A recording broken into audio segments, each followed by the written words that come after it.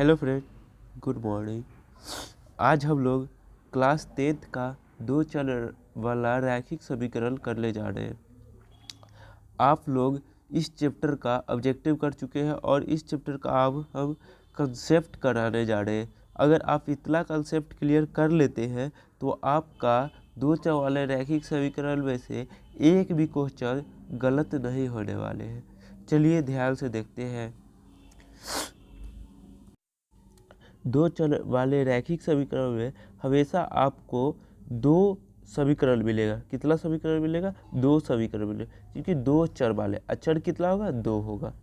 जैसे कि आपका व्यापक रूप हो जाएगा 2 चर वाले रैखिक समीकरण का ax plus b1y plus c1 बराबर 0 और a2x प्लस b2y बराबर प्लस c2 बराबर 0।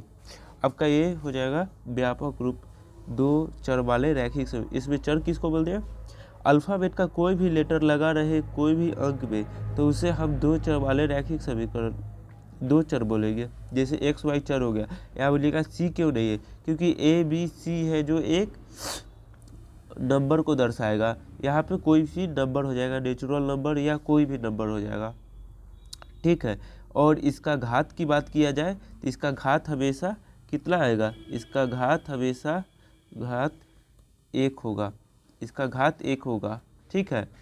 और चलिए इसमें 3 तरीका के, जैसे आपको बता दें 2 आपके पास समीकरण है, ठीक है। 1 है 2, एक्स अक्ष वाई अक्ष पर इस दोनों को बैठाना होता है।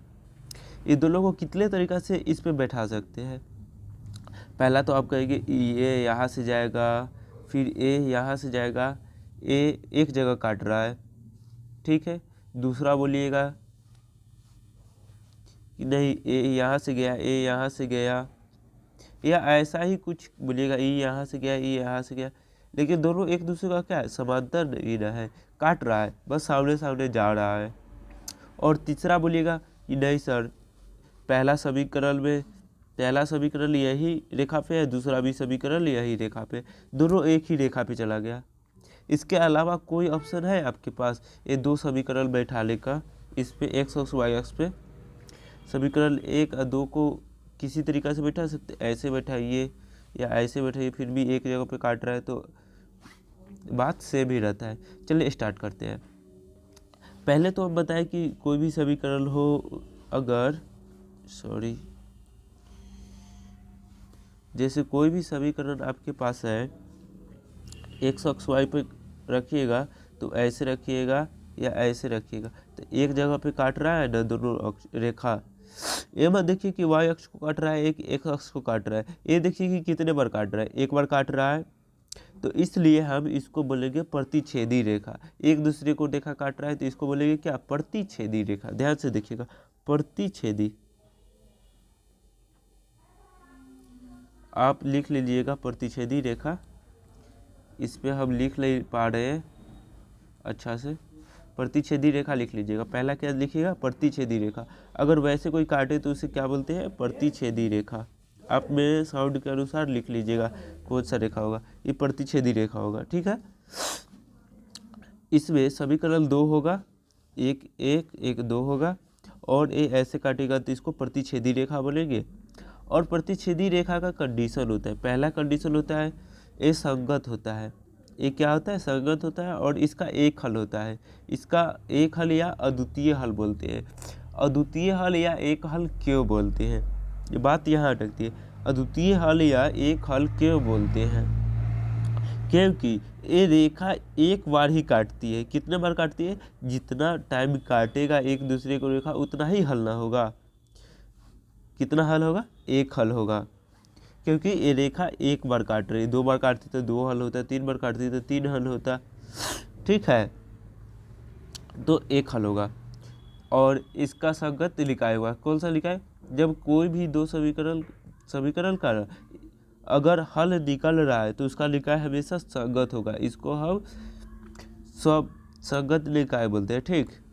इसको हम संगत निकाय बोलते हैं। चलिए, और इसको कितना हल होता है? 2 हल, एक हल होता है। और इसे बोलते हैं अद्वितीय हल। अद्वितीय हल का मतलब भी होता है एक हल, केवल एक हल, ठीक है। और इसका मेन बात आ जाता है इसका कंडीशन क्या है। इसका कंडीशन दिया हुआ है A1/A2 not equal to B1/B2। A equal नहीं होना चाहिए, ठीक है। A1/A2 not equal to B1/B2, A equal नहीं होनी चाहिए, तो ये प्रतिच्छेदी रेखा होगा। चलिए दूसरी रेखा में चलते हैं। दूसरा रेखा आपके पास ऐसे, चलिए ये एक्स अक्ष ये वाई अक्ष हो गया, और पहला रेखा ऐसे जा रहा है और दूसरा रेखा भी ऐसे चल गया, एक दूसरे को काट रहा है, सिर्फ एक दूसरे के समांतर जा रहा है। क्या जा रहा है? एक दूसरे के समांतर। जब ऐसे केस होगा समांतर जाएगा तो क्या होगा, इसका कोई हल नहीं होगा, क्योंकि एक दूसरे को काट रहा है कहीं पे, नहीं ना, एक दूसरे को नहीं काट रहा है तो इसका कोई हल नहीं होगा, तो इसका निकाय क्या हो जाएगा, असंगत हो जाएगा, इसका निकाय असंगत हो जाएगा। और कंडीशन क्या हो जाएगा, कंडीशन हो जाएगा A1/A2 बराबर B1/B2 बराबर C1/, सॉरी यार फिर से बता देते हैं, A1/A2 बराबर B1/B2 not equal to C1/C2, ठीक है।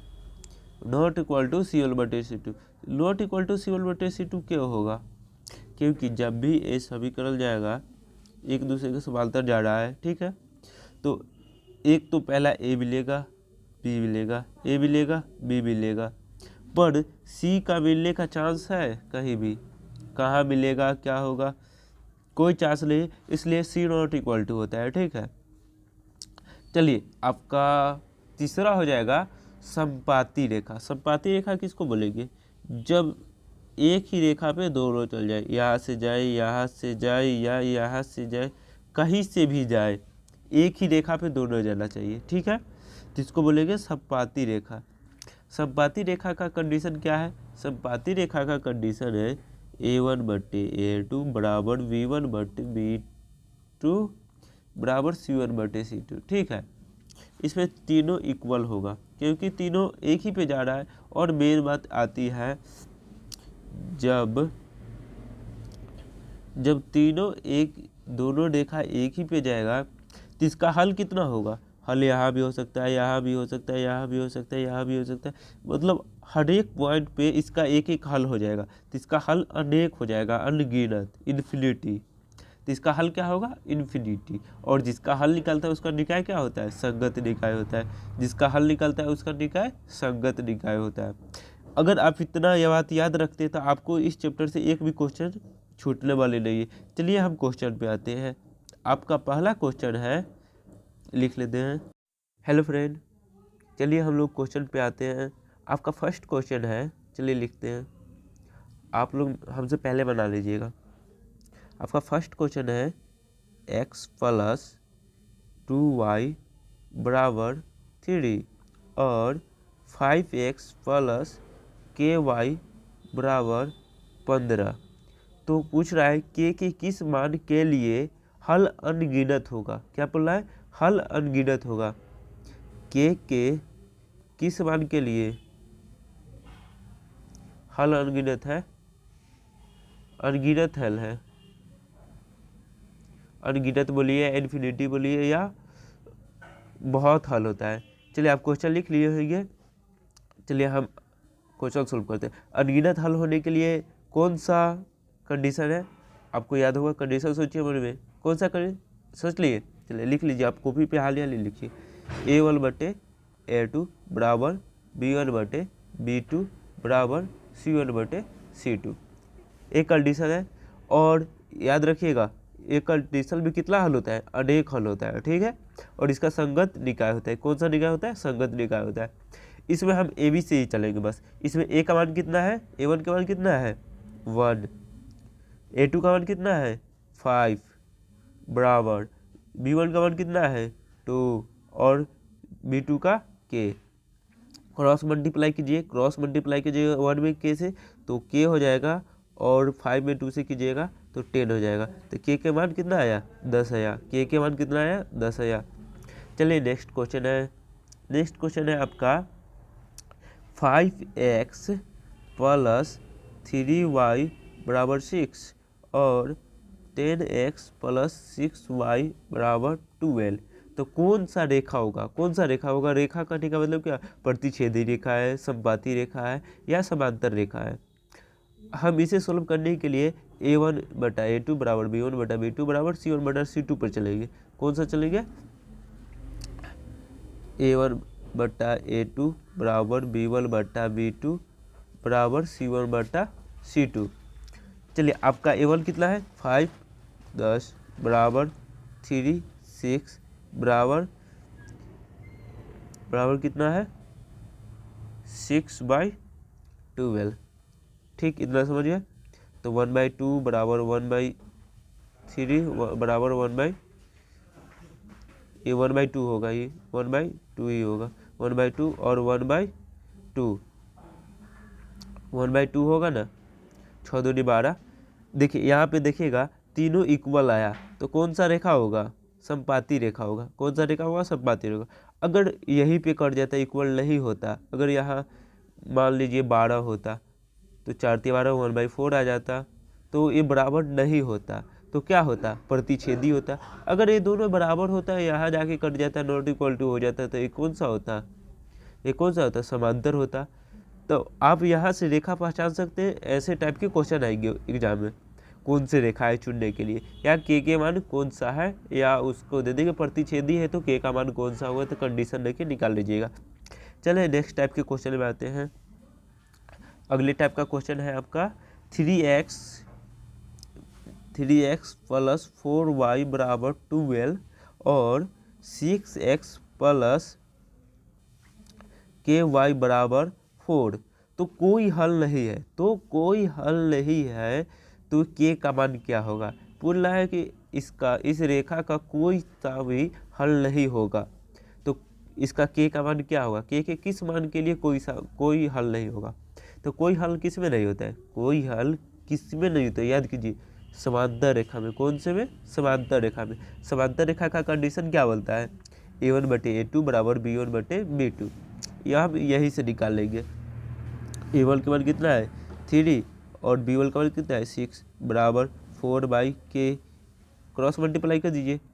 3k बराबर 6 × 24 और 8 × 3 24, कट गया, तो k बराबर 8। के बराबर कितना आया 8, के का मान 8। आप आसानी से अगले क्वेश्चन में निकाल लीजिएगा। ऐसा टाइप के क्वेश्चन है कि के मान कौन सा होगा, तो कंडीशन देगा। तो चलिए आपका नेक्स्ट क्वेश्चन है, अनेक हल होगा तो इसका क्या कारण है?